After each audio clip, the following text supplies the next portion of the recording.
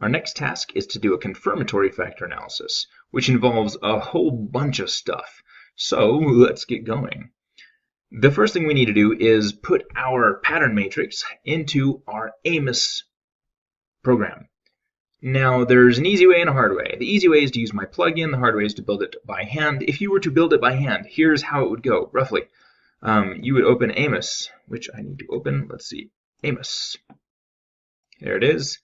And let me go ahead and do a new model. Okay, and what you would do is you'd get this candelabra thing, single click it, and then out here drag click to whatever size you feel is appropriate for your latent factor, and then single click 1, 2, 3, however many we need. Looks like we need, for decision quality, we need 1, 2, 3, 4, 5 of these items, 4, 5, and then for information acquisition we need 5 again, 1, 2, 3, 4, 5, click atypical use, 1, 2, 3, 4, 5, you get the idea, and then I'd rotate them, so they're all to the left for now, and then I'd covary them. Easy way to do that is select each one of them and do plugins, draw covariances.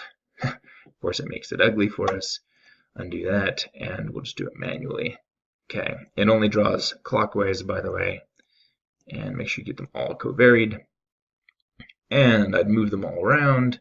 Let me deselect all, use the fire truck and the balloons to make them symmetric, and I'd move them all together like this. Something like that, and I'd have my, oh, then I gotta do this. I have to go grab my data. Where's that data? Downloads. Here we go, trim to no missing, open, okay, and then I'd click on this, and I'd pull in each of those things. So atypical use would go here. Oh, and then it's ugly because it has all those labels, so I'd have to fix that. It is such a pain in the rear. Anyway, how you fix the labels is you go to View Interface Properties, and then on the MISC tab, don't display variable labels. Hit Apply, close, it makes it into those. They're still too big, so I'd go to Plugins, and I'd resize Observed Variables. There we go. Then I gotta name this as a tip use, no spaces allowed in latent factor variable names. And then I'd have to name all of the error variables, which I better do after I name all the other variables. Otherwise, this happens, name unobserved, and it's going to name these F1 and F2 for you. So you'd have to rename these guys to whatever they are. Anyway, that's how you'd make it by hand. For those of you for whom the plugin does not work, and for those of you for whom it does not work, I'm very sorry. I wish I knew why. For the rest of you lucky few, or lucky majority hopefully, you can use my plugin. I'm going to close Amos. You're going to go to StatWiki, go to the home page, or any page really, and you're going to right click, not left click, you're going to right click the Amos EFA to CFA plugin. Right click it, save link as, yours might say download as or save as or something like that. Go save link as, and I'm going to save it just in the downloads folder. Let's see, downloads, pattern matrix model builder, and I'm going to get rid of this one here. There we go, .dll, save, and then I'm going to go view that folder. So go to my downloads folder, which is right here, and I'm going to right click it, properties, and I'm going to unblock it. If you don't unblock it, it will not work. Some of you might not have this unblock option. That means it's already unblocked, so you don't need to worry about it. For those of you for whom this is an issue, unblock, hit OK. It's now unblocked, and now, and only now, after it's been unblocked, stick it in your Amos plugins folder. Where is that, you might say? It is over here in C, Program Files 86 for most of you, IBM, SPSS, Amos, and then whichever version you're currently running. I'm running version 23 right now, so I'm going to open up 23, and there's the plugins folder. I'm going to drag this into that plugins folder. Okay. As long as I'm doing this, let me do it for these other few. I need the CLF plugin as well. So I'm going to right-click CLF plugin. I'm going to save link as, same place as before, clf.bb, save. Now this file shouldn't be blocked. So let me just right-click it to make sure. Properties, Oh, it is blocked. So unblock, OK, and then drag it back into the plugins folder. And then the last one is the Amos A and B estimand. Right click, save link as. Yep, we'll call it that is fine. Save, and go back to that folder. Here it is right here. This shouldn't be blocked. Properties, oh, it is. So unblock, OK. And where should you stick this? This shouldn't go in the plugins folder because it's not a plugin. It should go in somewhere else. I am just going to stick it in my Amos 23 folder. Okay, so now it's in there. And now we're good. We have all the plugins. You might also now, if you haven't yet, go download the Excel Stats Tools package. You should just be able to left-click this one. Okay, back to Amos, SPSS. So we have this pattern matrix. I'm going to right-click it and copy. If for you the left column is filled with variable labels instead of variable names, this will pose a problem. These need to be variable names. Oof. The way to switch this, go to Edit, Options, and in the variable lists, do names. In the output, do names and names in the pivot tables. And then hit OK. It's going to reset everything. You have to redo the EFA, just the final one, and then it should be good. OK. So copy. And then over in Amos, let me open up Amos. Push this to the side. I'm going to go to Data, get the right data. It's this one, no missing. And hit OK. And then plugins, I'm going to do, you should have new plugins now. I'm going to do the Pattern Matrix Model Builder. I'm just going to paste all of that in there. It's Control V for me. And hit Create Diagram. Also, if you have, instead of decimals, you have commas, that might throw it off. I know a lot of countries use commas, so that could be a problem. All right, so it just builds it for you, and sizes it all for you, and positions it all for you. It's very, very nice. The only thing it doesn't do for you is guess the variable names for the latent variables. So that's one thing we need to change. So I'm going to double click this. Instead of variable named 1, we're going to call it useful, because that's what these are. And then I'm going to click on the next one. Instead of 2, it's going to be joy. Okay, now they're all named, and we should save. Let's save. We're going to save this. Let's just save it. I'm in the downloads folder right now. I'm going to stay in there for now. Downloads, okay, and this is my CFA initial. Nothing changed, no special features, just my initial CFA. All right. The first thing we need to do is listed right here. Okay, obtain a roughly decent model quickly. So just look at model fit, look at validity, see if they're good, and then move on. So let's do that. To do that, click on the analysis properties, and in the output, we want standardized estimates and modification indices, and that should be good for now. We then save and run, and hope it runs. An error occurred. An error occurred while attempting to fit the model. These error boxes are really good usually, actually, in Amos. Read them, they'll tell you what the problem is and how to fix it. So this says that there was an error because I had missing observations, so I have to explicitly estimate means and intercepts. So if I wanted to just fix this in Amos, I just check the box for estimate means and intercepts in the analysis properties window. But I don't want to do that. I would like to have no missing data. I thought we replaced it all. Let's go double check. So in SPSS, first off, make sure it's been saved. Ooh, that might be the problem. Maybe we just didn't save it. So let's save it. But just to double check, let's go do frequencies again. And for all of the variables, we'll do frequencies. I don't need the frequencies tables. Hit OK, and I just get this right here. And if I just scan across it, uh-oh. There it is, that one. Okay, I'll go back. That's the only one. Information acquisition 3. Apparently, I didn't impute that. Did we catch that before? If I go back to here, and boom, boom, boom, boom. Oh, there it is, information acquisition 3. We just happened to miss it. So, darn, I'll go back and fix this, and we'll get going from there. Okay, and then save, and then go back to Amos. And then make sure to, after you save the SPSS file, go re-link it. Double click this, go get that data again, and open, because it will need to update it. Then save again, and then run again, and ta-da, it worked. Woohoo! All right, so we're just going to look at this. We're going to eyeball it real quick, because we're just doing a rough model to start. And as we look at these, we want these values to average out above 0.7. It looks like that one looks fabulous. That one looks fabulous. If you can't see these, they're like 0.8s, 0.7s. Again, 0.8s, 0.7s. The one we were struggling with was information acquisition. I go down here, look at that. That 0.4 jumped to a 0.6. That is awesome. If you want to be able to see it a little bit better, you can use this little swervy thing. Click that and click that. There it is. It's a 0.6. So we're looking pretty good in terms of convergent validity. If we want to know about discriminant validity, let's look at these diagonal covariance arrows, or correlations in this case. And the correlations should be less than about 0.8. And we're doing pretty good everywhere. The only high one is 0.75. And again, that's between decision quality and information acquisition, which we expected. So we're doing pretty good there. That's good. Let's check model fit to see if we have a good model there.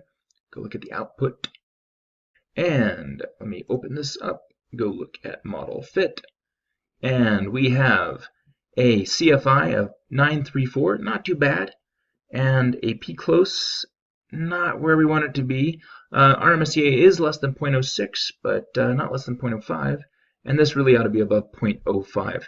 Back up at the CFI, this ought to be greater than 0.95, but I should mention that these values do depend a lot on the sample size. We have a sample size of 380. That's a large sample size, and so that's going to inflate the chi-square. If we go back to here, you can see the chi-square is 1,000. It's 1,200. So that's fairly large chi-square.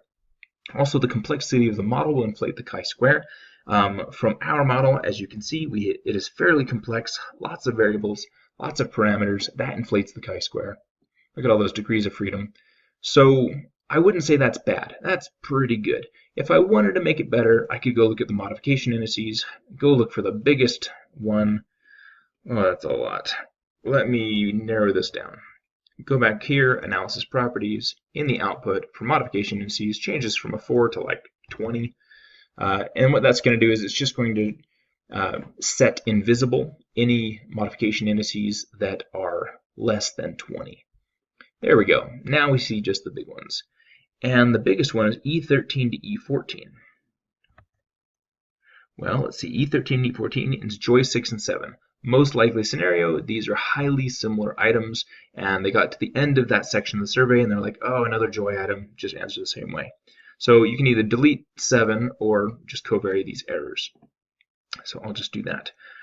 If you can avoid it, it is good to not covary errors, although there is justification for it. If you look at the references section of the StatWiki, I have a reference for that on Dave Kenny's website. So back to model fit. 0.94, modification indices. I'm really looking to push this up above 0.95, and then I'll call it good. The next biggest one is this one, E19 and 20.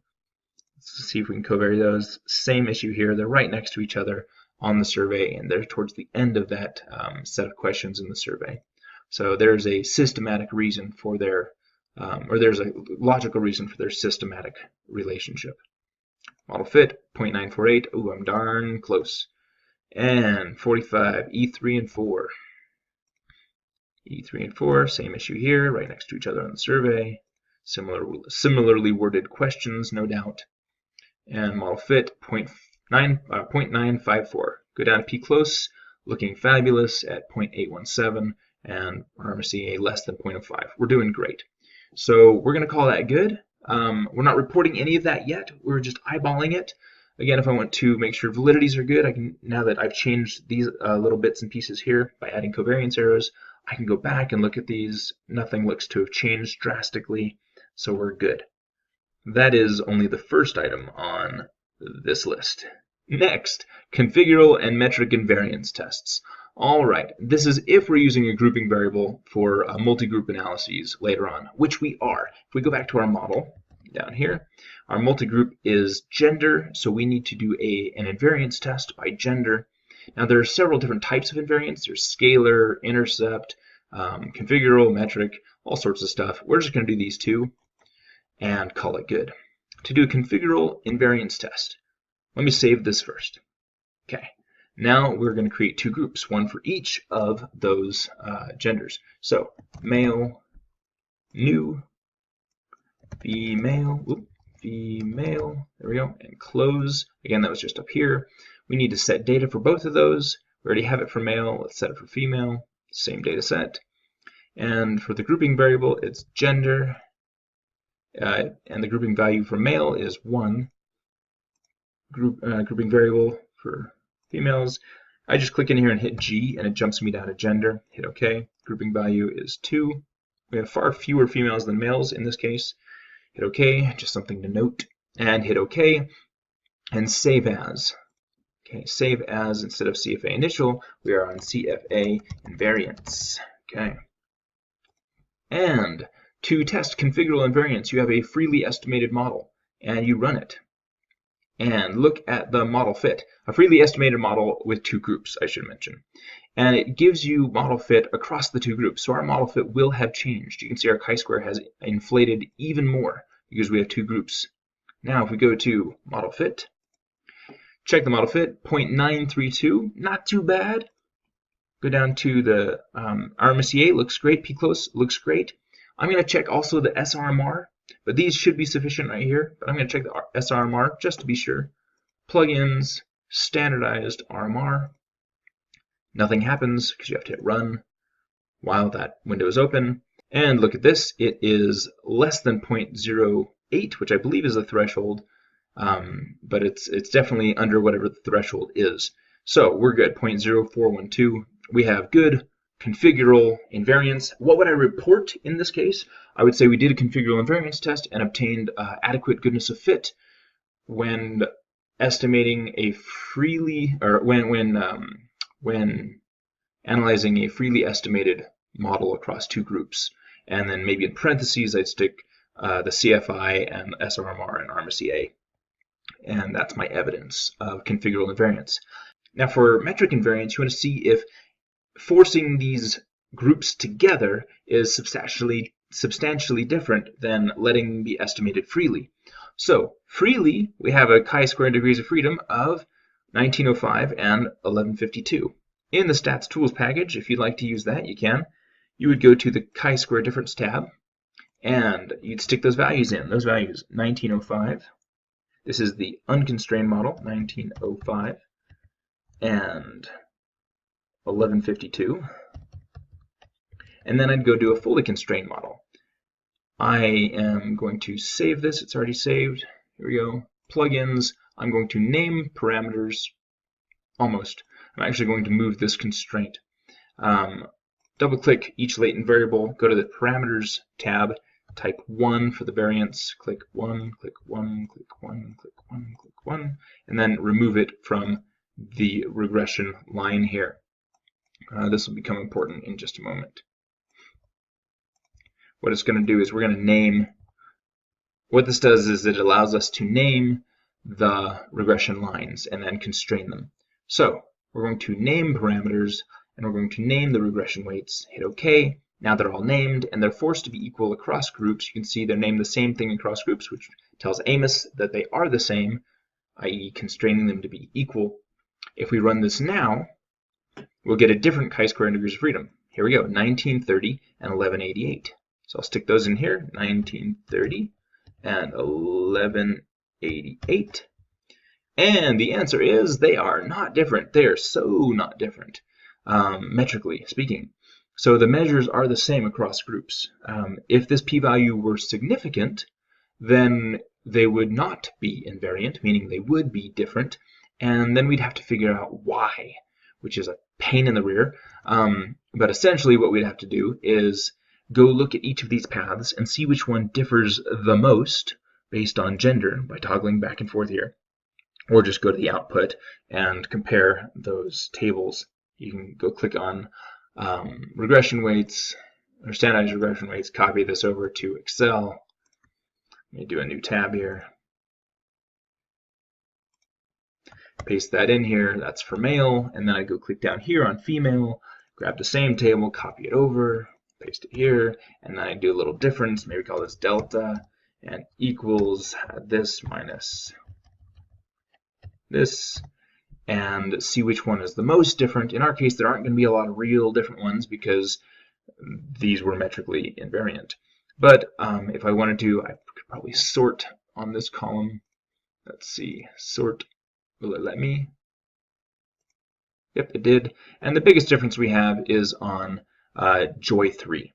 And so if I were metrically invariant, I might go do a, I might try, or if we were metrically not invariant, if the p-value here were significant, I might go and remove Joy 3 and see if that fixed the problem and go from there. Okay, that's metric invariance.